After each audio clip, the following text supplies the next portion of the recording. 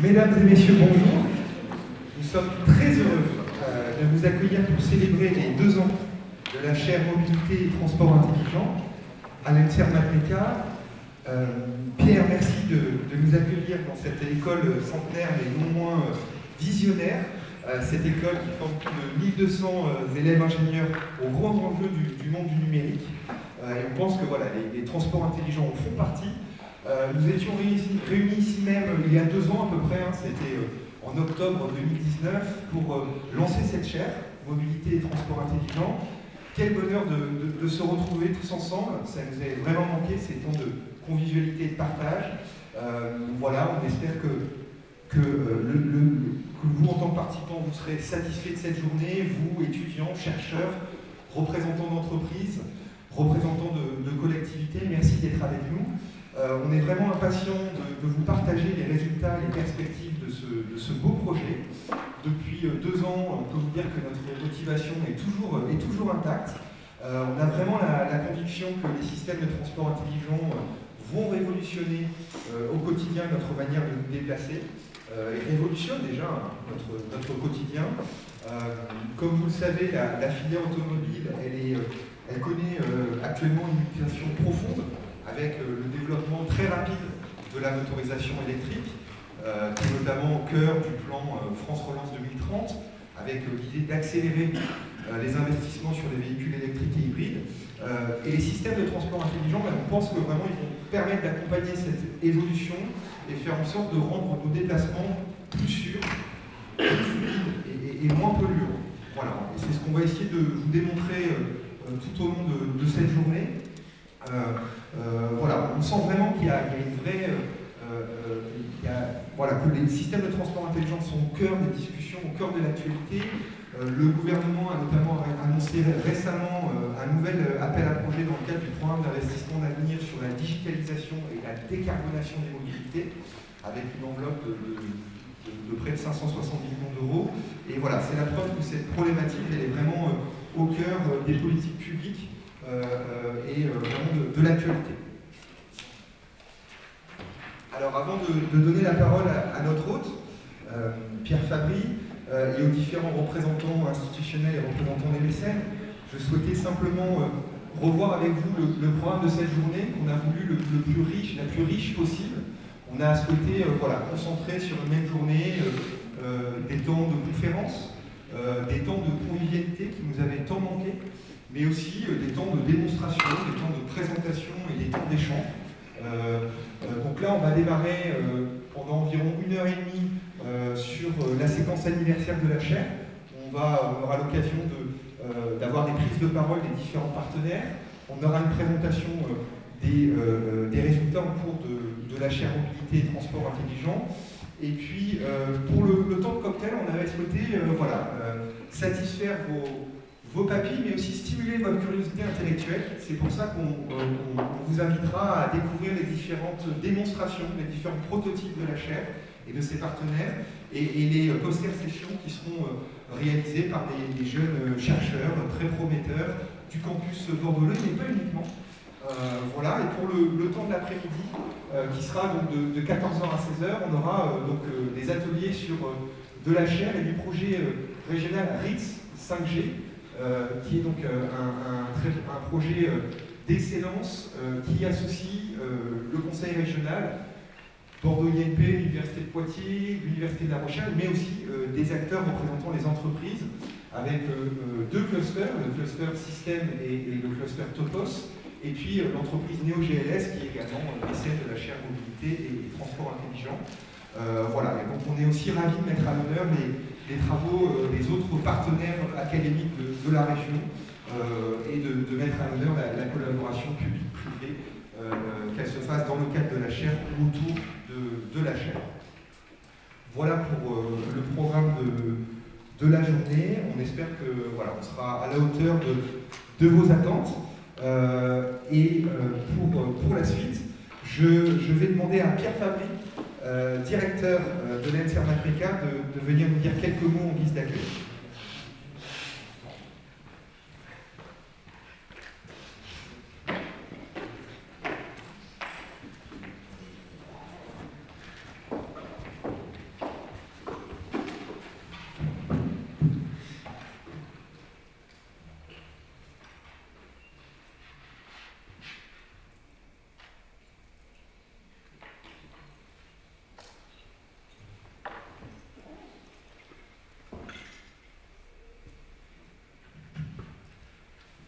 Merci Adrien pour cette introduction. Donc, c'est vraiment, comme tu l'as dit, un plaisir partagé de nous retrouver ici pour cet événement qui est plus qu'un anniversaire, puisque nous allons découvrir ensemble un nouvel élan sur cette chaire.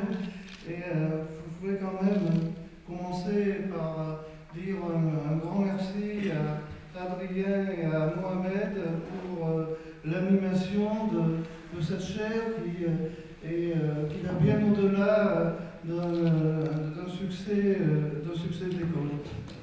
Donc, depuis son lancement il y a 2 ans, la chaire Transport intelligent et mobilité a connu un développement très important, aussi bien au sein de l'école qu'à l'extérieur.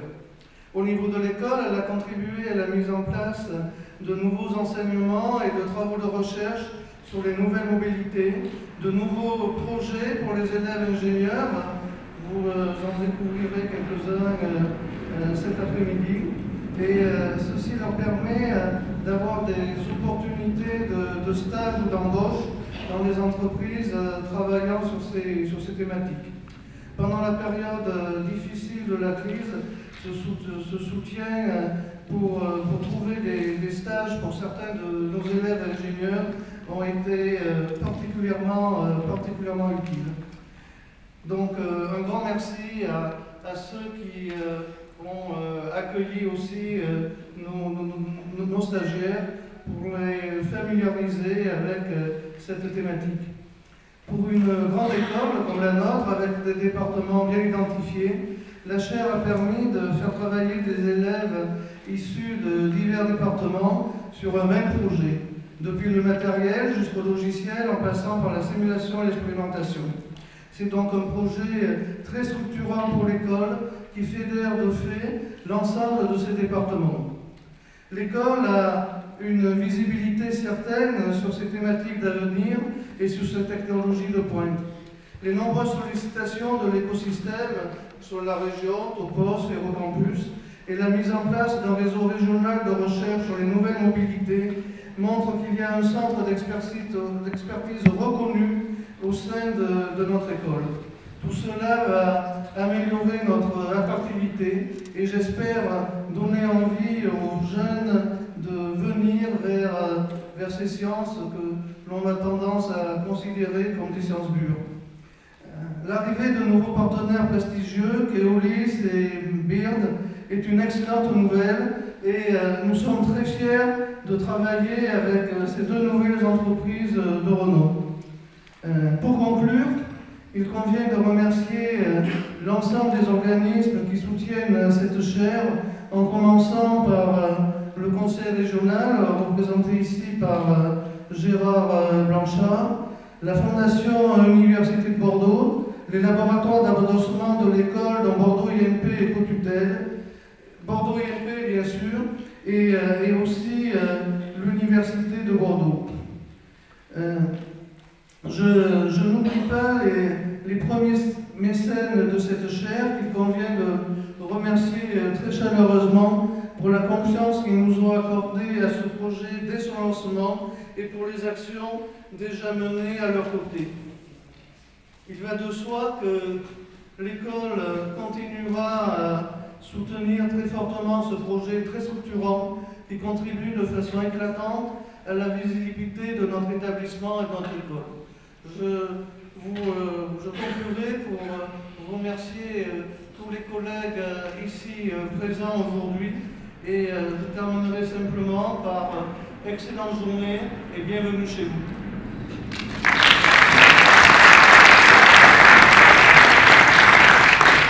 Merci Pierre pour ces propos introductifs. Je vais demander à Marc Falipou, directeur du groupe Bordeaux INP, qui regroupe les 9 écoles d'ingénieurs publics en Nouvelle-Aquitaine, de venir s'exprimer. Bonjour à toutes et à tous et bienvenue dans cet amphithéâtre d'Anse-Armagnac. Donc juste quelques mots, et on était beaucoup d'entre nous qui étaient présents il y a 2 ans dans ce même amphithéâtre. Ce sera J'ai le droit d'enlever le masque, c'est mieux. Donc pour le lancement de la chaire, donc la journée d'aujourd'hui, c'est l'occasion de faire un point 2 ans après, ça a vite passé ces 2 ans. On va voir à la fois tout ce qui a été accompli dans le cadre de la chaire pendant ces 2 années, donc avec de nombreuses présentations qui vont suivre dans la matinée. Et puis on accueille aussi aujourd'hui 2 nouveaux mécènes, donc Keolis, Bordeaux Métropole et Burn, qui rejoignent l'ensemble des entreprises qui sont engagées au niveau de ce projet, de ce beau projet. Je ne vais pas revenir sur l'importance du sujet de cette chaire, la mobilité intelligente, ça a été souligné par Adrien dans son introduction, peut-être tout à fait d'actualité, à la fois parce que ça offre tout un tas de nouvelles potentialités, de nouveaux services aux usagers en matière de transport, permis par les possibilités numériques, et puis aussi parce que ça s'inscrit dans des préoccupations du développement durable, avec une réduction des consommations, de l'impact environnemental du transport, de la sécurité, voilà, qui sont tout à fait aussi d'actualité, comme vous le savez. Et sur ces sujets, qui sont des enjeux de société, je pense que le monde de l'innovation et de la recherche, dont nous faisons partie, peut justement amener des perspectives, amener des clés, amener des solutions auprès des usagers et du public qui est en attente de ces nouvelles solutions. D'ailleurs, si je suis bien informé, il y a aussi au niveau régional, en gestation, l'idée d'un réseau régional de recherche sur lequel Mohamed travaille, qui est en gestation là aussi, et pour fédérer un peu les forces sur le sujet au niveau territorial. Voilà. Je dirais aussi que ce type d'objet, que sont les chaires, est extrêmement important pour un établissement comme le nôtre, puisque nous formons des ingénieurs, et les ingénieurs ont vocation à contribuer à cette connexion entre le milieu académique, le milieu de la recherche, les sciences, les techniques, et puis les besoins exprimés par les entreprises, exprimés par les collectivités, les besoins des sociétés, voilà. Et que ce genre d'objet est justement fait pour connecter les entreprises avec des forces de recherche et d'enseignement, qui se déclinent aussi bien sur des nouvelles formations, ensuite amener sur le marché de l'emploi des ingénieurs qui répondent aux attentes des entreprises, et aussi des projets de recherche collaborative avec les différents partenaires. Voilà. Donc pour conclure, je vais faire comme Pierre, je vais remercier toutes les personnes sans qui ce genre de projet ne serait pas possible. Donc, Mohamed, bien sûr, mais aussi la Fondation Université de Bordeaux, nos partenaires comme le Conseil régional, et puis bien entendu les entreprises et les mécènes qui s'engagent à mes côtés, sans qui rien ne serait possible. Et je vous souhaite une très bonne journée.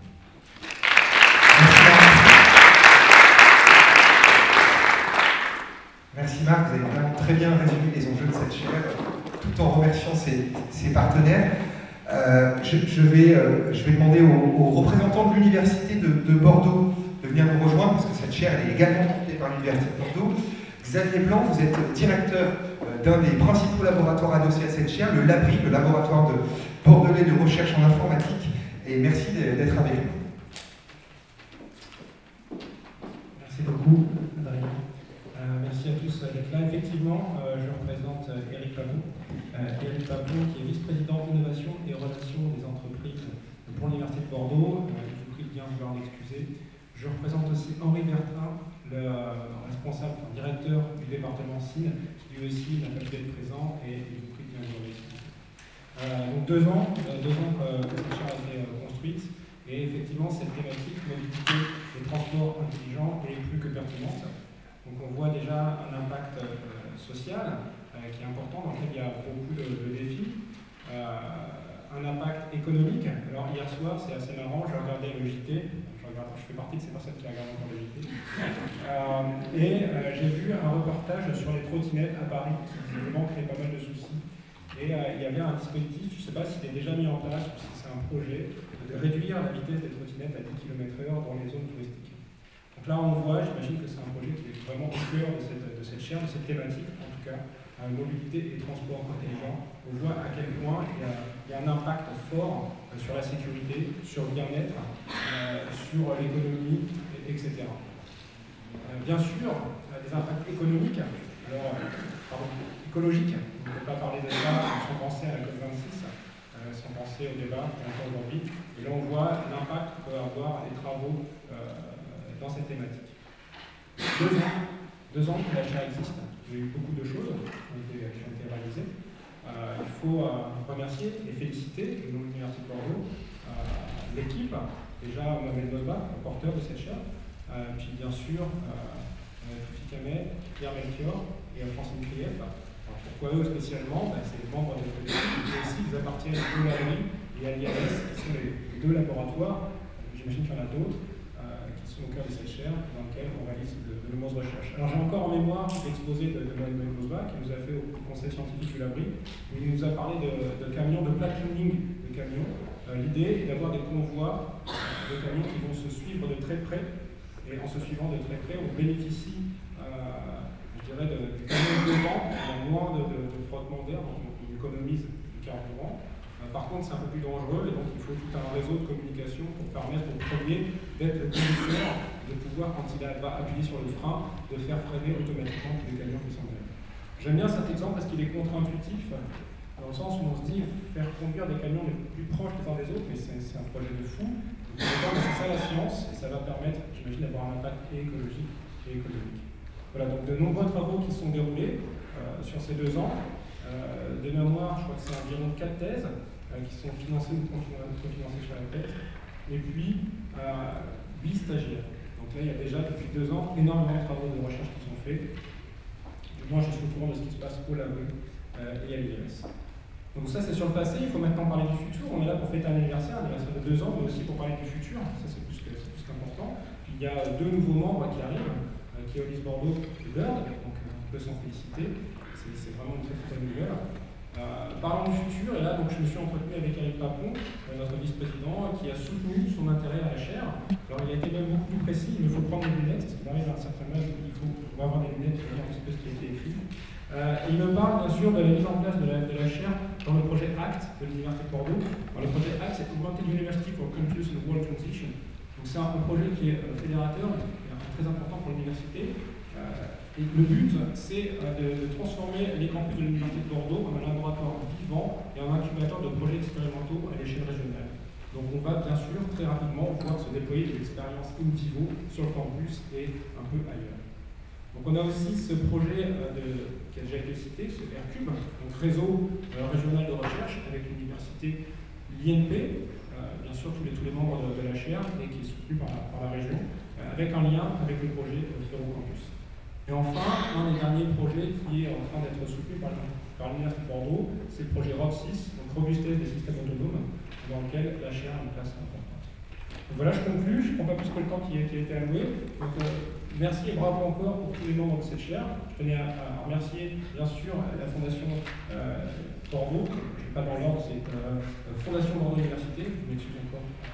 Voilà, et tous les membres, tous les mécènes qui font de cette chaire un réel succès. Et encore, au nom de l'Université de Bordeaux, j'exprime encore tout le soutien pour cette chaire, pour cette initiative. Merci.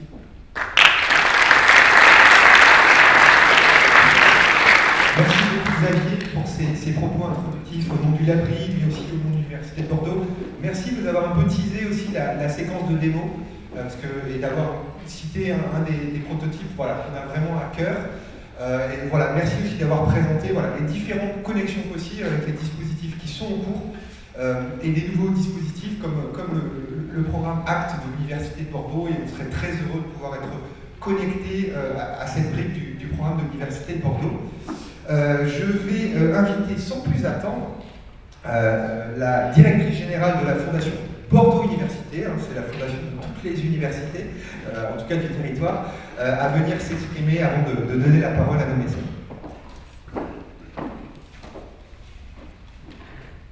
Bonjour à toutes et à tous, je suis vraiment ravie d'être avec vous ce matin dans cette tribune qui s'annonce très féminine, comme vous avez pu le constater.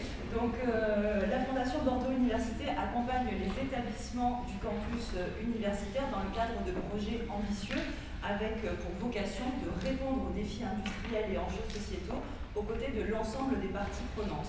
Pourquoi? Afin de mettre en commun nos forces pour porter au plus haut niveau les actions d'intérêt général et l'intérêt commun. Et la chaire mobilité et transport intelligent coche toutes ces cases. Dans un contexte qui a été marqué par l'arrêt brutal des échanges de la mobilité durant plusieurs mois, je pense que nous avons tous pris conscience de l'importance de ce secteur, mais également des défis technologiques se trouvant face à nous pour révolutionner les systèmes de transport intelligents, mais également rendre la mobilité plus fiable, plus flexible dans un contexte de transition énergétique et écologique. Donc sous l'impulsion de Bordeaux INP et de l'Université de Bordeaux, nous sommes extrêmement fiers d'accompagner cette alliance qui est complètement inédite à travers la mise en place de relations entre les enseignants, les chercheurs, les PME, les startups, les grands groupes et collectivités territoriales pour apporter des réponses concrètes, comme cela a été dit, à ces défis technologiques. Donc la complémentarité des acteurs qui ont soutenu ce projet vont permettre de développer la recherche, la formation, mais également permettre la réalisation d'expérimentations qui ont vocation à être déployées sur le campus, notamment dans le cadre du projet ACT et bien d'autres, comme nous l'expliquera Mohamed Mosda. Donc participer à cette chaire, c'est co-construire des actions aux côtés d'une équipe de chercheurs et de formation de haut niveau auprès d'acteurs de référence du secteur, mais c'est aussi bénéficier de partage d'expériences, d'accès aux chercheurs. C'est également se positionner comme un acteur de premier plan auprès des élèves à fort potentiel, qui sont formés notamment par l'INSERM Matreka, et bénéficier de formations en adéquation avec les besoins de la filière. Alors s'il y a encore des entreprises et des organismes dans cette salle qui hésitent à s'associer à ce projet, qui est également soutenu par la région Nouvelle-Aquitaine, je vous inviterai à écouter Pierrick Poirier de Keolis, leader mondial du transport public, et Michael Mamou de Bird, leader mondial de la micromobilité, qui vont nous présenter les raisons de leur engagement aux côtés de nos 5 mécènes et partenaires historiques que sont Aegis Exploitation Aquitaine, Gertrude, Géosat, NeoGLS et l'Université Gustave Eiffel. Et là, vous verrez que cette approche filière qui combine diverses sources de financement, fonds propres des établissements, mécénat, subventions régionales et européennes, permettent de stimuler cette innovation collaborative plus flexible en fédérant tous les acteurs d'un écosystème pour mener des actions à un niveau qui n'aurait pu être égalé s'ils avaient été menés isolément. Et là est tout le sens des projets que l'on accompagne au sein de la Fondation Bordeaux Université. Donc merci à toutes et à tous.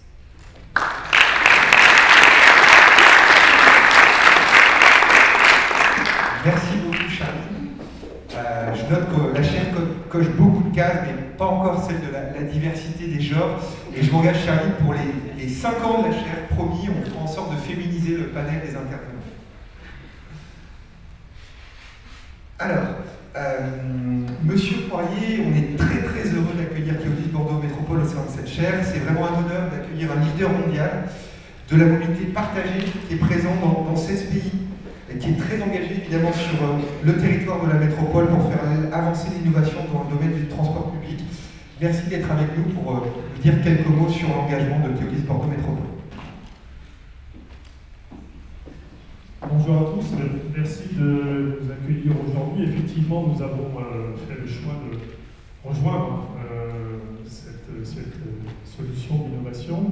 Alors, nous sommes effectivement leader mondial au niveau du groupe, vous l'avez rappelé, et l'exploitant du réseau de transport de Bordeaux Métropole. Donc nous sommes, on va dire, un partenaire naturel. Nous ne sommes pas là uniquement ou seulement parce que nous sommes un partenaire naturel. Nous sommes là parce que nous sommes dans un monde qui bouge, dans un monde qui change. Et dans ce monde qui change, nous avons besoin d'imaginer, de trouver des solutions.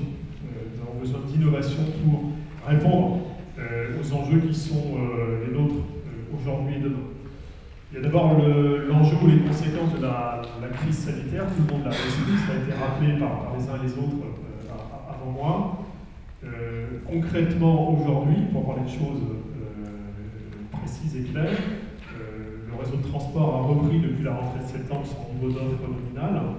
Nous plafonnons aujourd'hui entre 80 et 85% du niveau de fréquentation en comparaison de ce qu'il était il y a 2 ans, 2019, qui est pour nous l'année de référence. Et à côté de ça, la circulation automobile a repris son niveau tout à fait nominal. On entend beaucoup parler sur les réseaux sociaux ou dans la presse. Le niveau de trafic est à peu près à 100% de ce qu'il était il y a 2 ans.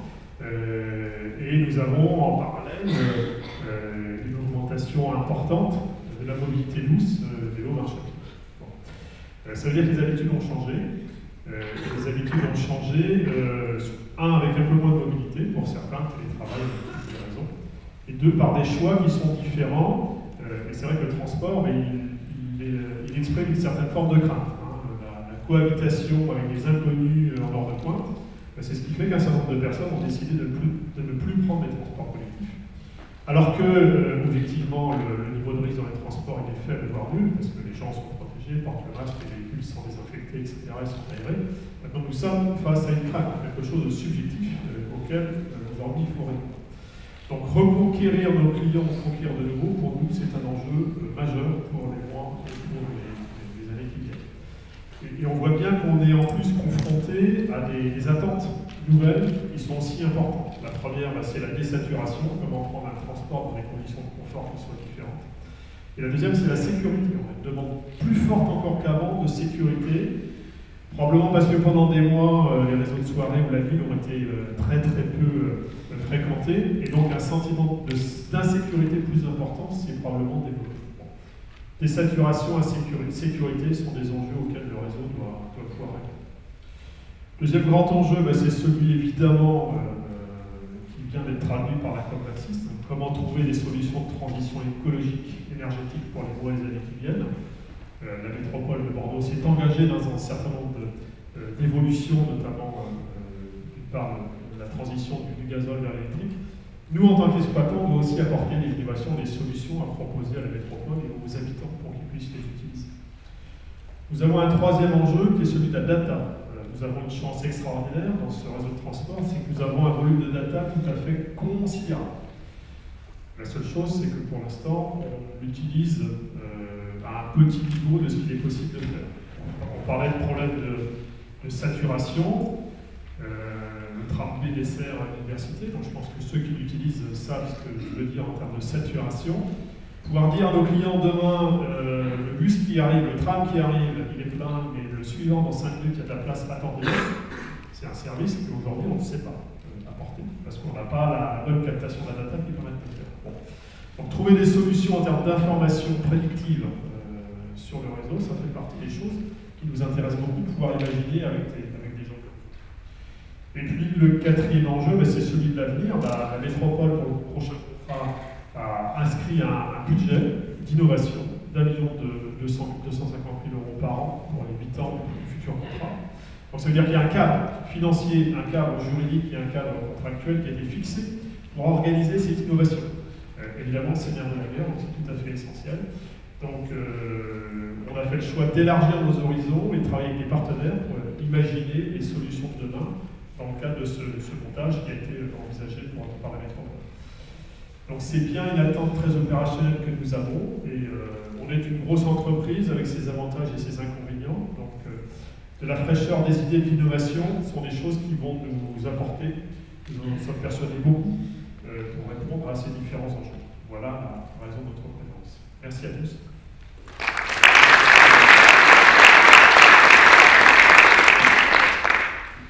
Merci Monsieur Poirier pour cette prise de parole.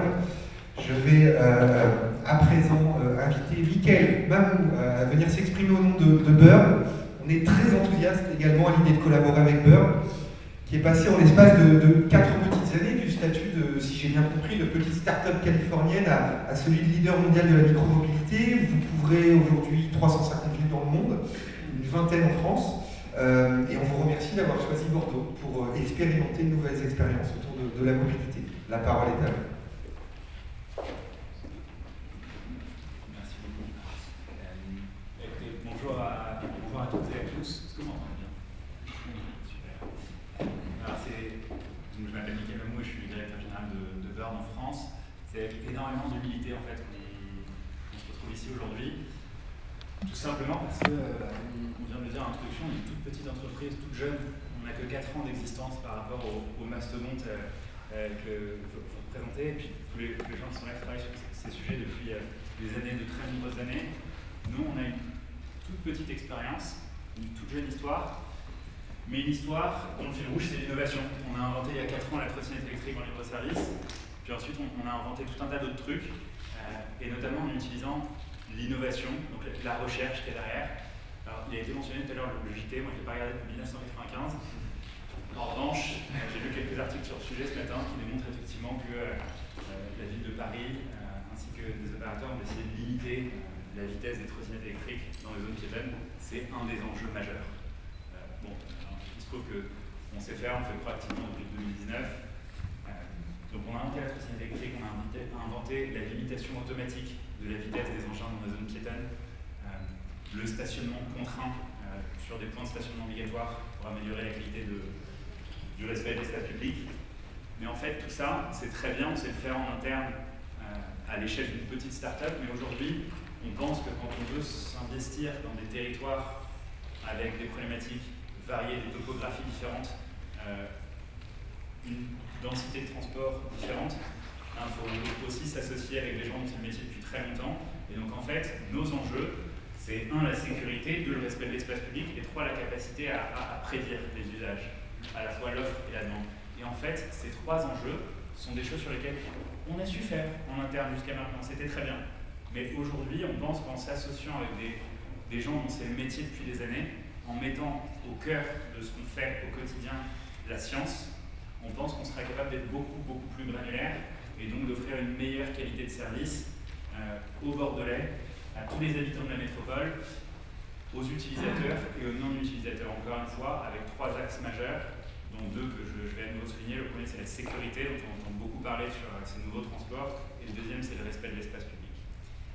Et donc les prochaines étapes pour nous, c'est maintenant qu'on a rejoint cette sublime initiative, c'est de participer au financement de recherche de certaines initiatives, et de mettre en place, j'espère bientôt, un pilote in vivo sur le campus. On va pouvoir commencer à tester tout ce dont on parle de manière très théorique, en fait, non, ça va être hyper concret, ça va se passer demain sur le campus, et puis peut-être après-demain, j'espère, sur des territoires beaucoup plus grands. Voilà, c'est l'objet de notre démarche chez Bird, encore une fois avec beaucoup d'humilité, et on est vraiment ravis d'être parmi vous aujourd'hui. Merci beaucoup.